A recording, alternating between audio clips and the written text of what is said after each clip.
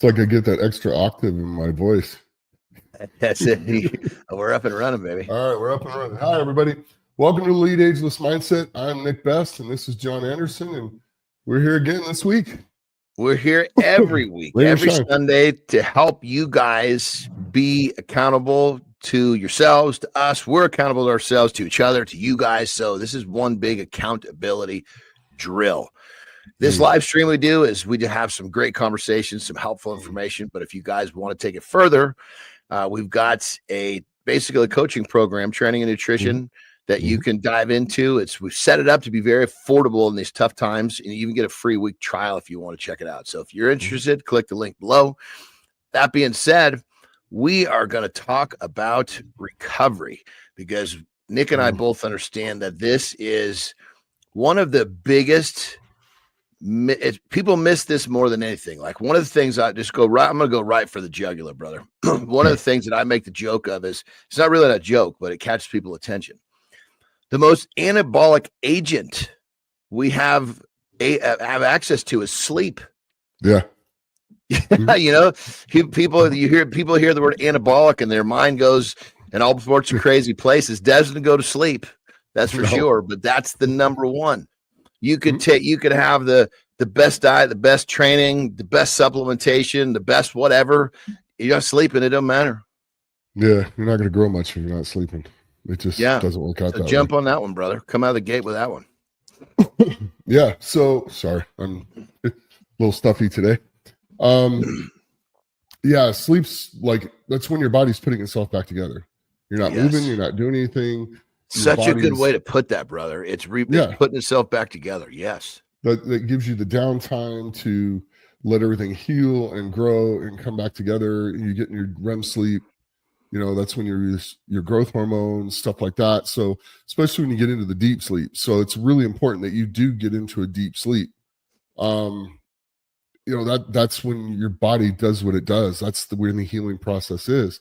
And if you're not sleeping but 4 or 5 hours a night, it's not going to recover the same. It's not. It doesn't matter how tough you are. It's still not going to recover. You can be mentally tough to survive on no sleep. I know lots of people who can do that and still function pretty darn well. There was a time where I worked nights and functioned pretty well, but I quickly discovered when I was doing that if I didn't get at least 7 hours of sleep, and preferably 8, 9 even, if I didn't get at least 7 hours of sleep, my body wasn't recovering from it.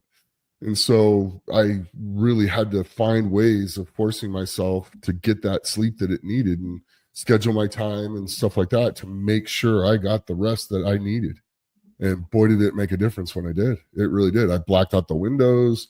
I put an air conditioning, like a window air conditioning unit in there to keep the room nice and cool. Yeah, so now you opened up the topic of sleep hygiene. So you're going down the list, which is perfect. So it's not just a matter of, for many of you guys, you think, okay, shit, I'm gonna carve out the time to get the proper sleep.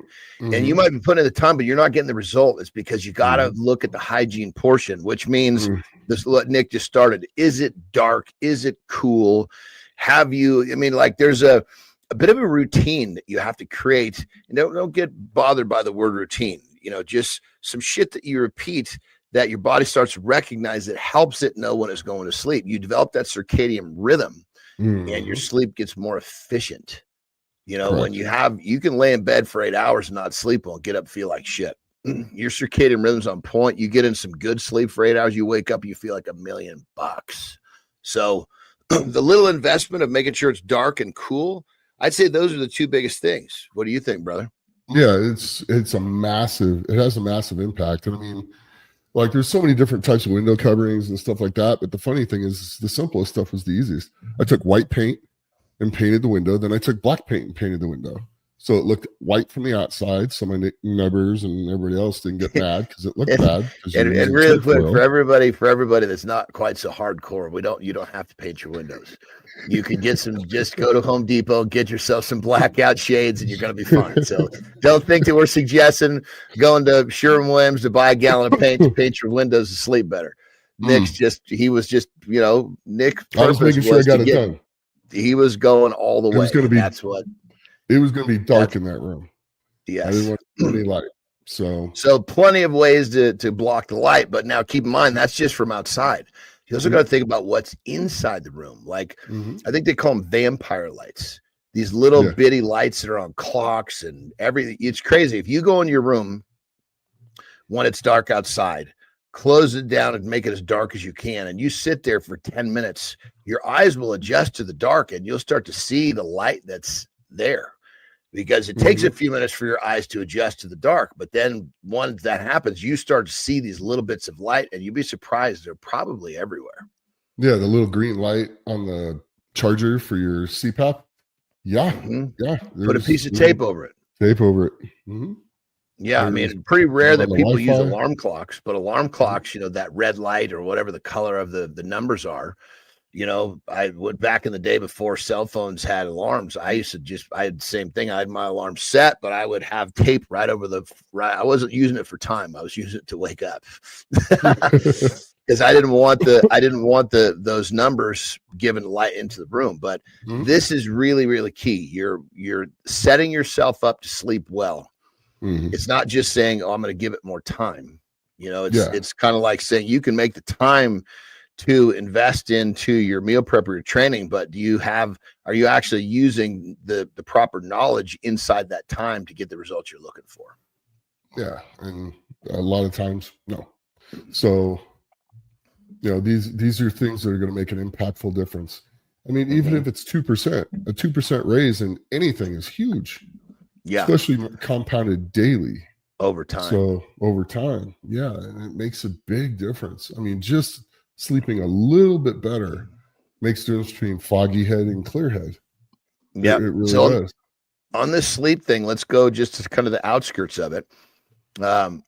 We're both in our 50s now, and in my 50s, I've realized. What's that, brother? You keep reminding us. Damn it. Well, I've realized in my 50s that napping is really, really powerful. Now, I'm not talking about laying down for 2-3 hours in the afternoon. I'm not talking about laying down to watch TV. You know, I get up early. I'm up at 3 o'clock. So you figure about 11, that's 8 hours. That's a full day for most people. And I don't get up and jerk around, man. I get up and I go to it, you know, start with my self-improvement right out of bed. So what I'm getting at is 8-hour chunk of my day, I can feel my body saying, hey, it's time for a nap. So I lay down for 30 minutes.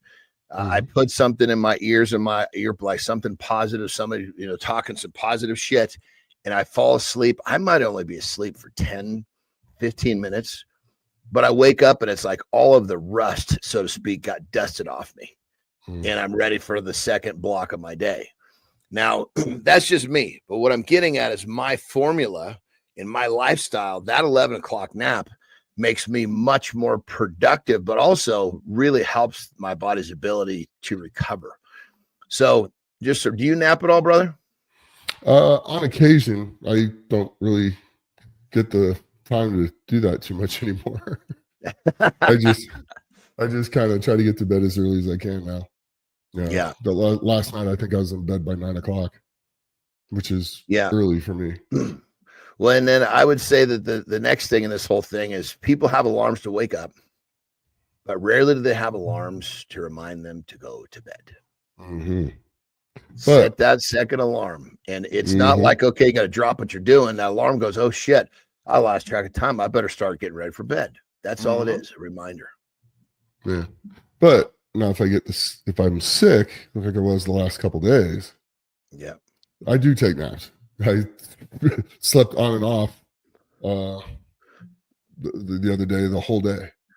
So, brother, this is so beautiful because most people they get sick and they're like, you know, then their buddies are like, don't be a pussy, go to the gym. Okay, your body's working on trying to heal from being sick. Now you're going to add another responsibility by breaking down muscles. Neither one of them are going to heal well.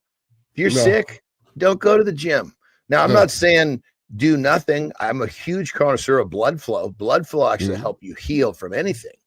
But I mean, you obviously when you were feeling well, brother, I'm sure you peeled back your activity, correct? Oh no, I peeled back like everything. I kind of set everything to the side, shut it all down. and kind of like got as much rest as I could, got up, took a little bit of a walk, went for a walk for like 10, 15 minutes just to get moving. Blood flow. And took some hot showers. When I was taking the hot shower, I was clearing everything out. I was also stretching while I was in the hot shower.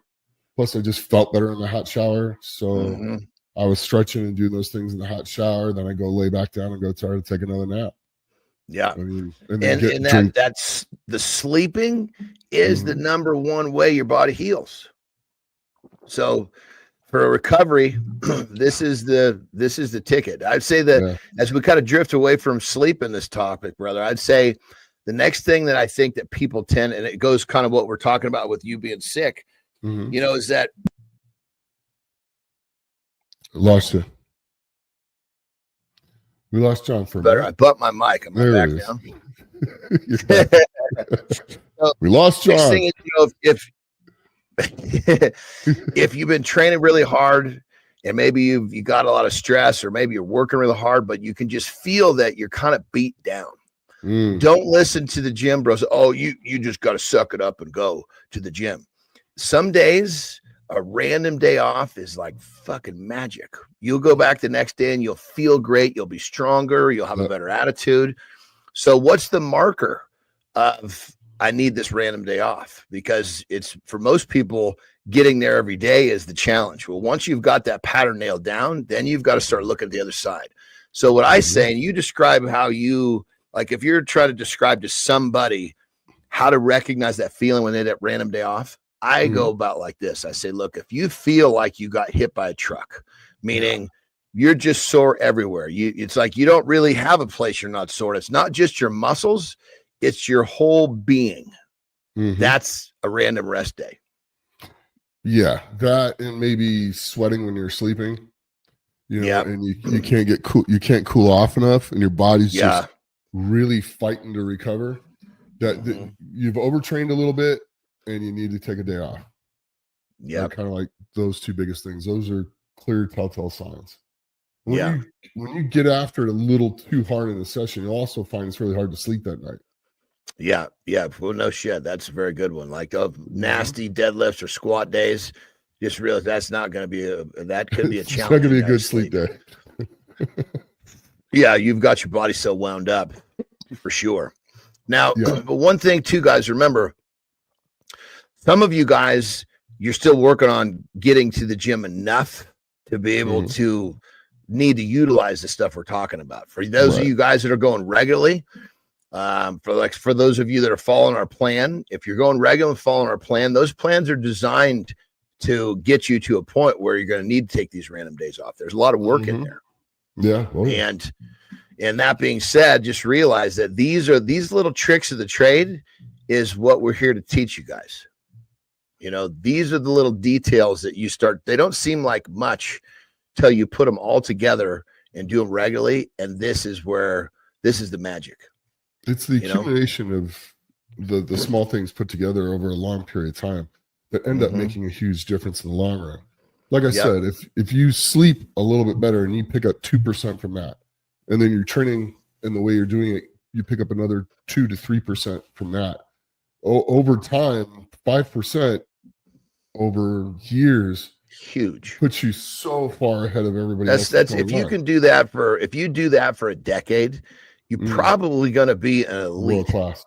Yeah.